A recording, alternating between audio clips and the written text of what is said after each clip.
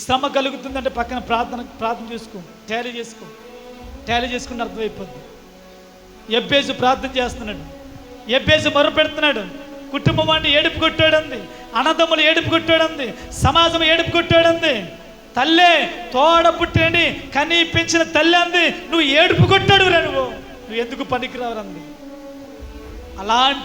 అలాంటి భయంకరమైన నిందల అవమానాల మధ్యలో ఎబ్బేజు మొర్ర పెడుతున్నాడు, ప్రభా స్థిరమైన బ్రతుకు నాకు దయచేయ, స్థిరమైన జీవితం నాకు దయచేయి.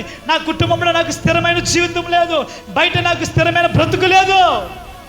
ఇశ్రాయేలు దేవుడికి మొర్రపెట్టాడు ఎబ్బేజు. దేవుడు ఎబ్బేజు ప్రార్థన ఆలకించాడు. ఎలా ఆలకించాడంటే బైబిల్ సెలవిస్తుంది, అతని అన్నదమ్ములందరికంటే కొట్టి చెప్పట్లే గట్టిగా హల్లెలూయా, హల్లెలూయా. ఉందా లేదా? చదవండి మాట 9వ వచనం అనుకుంటాం, గట్టి చదవాలమ్మా.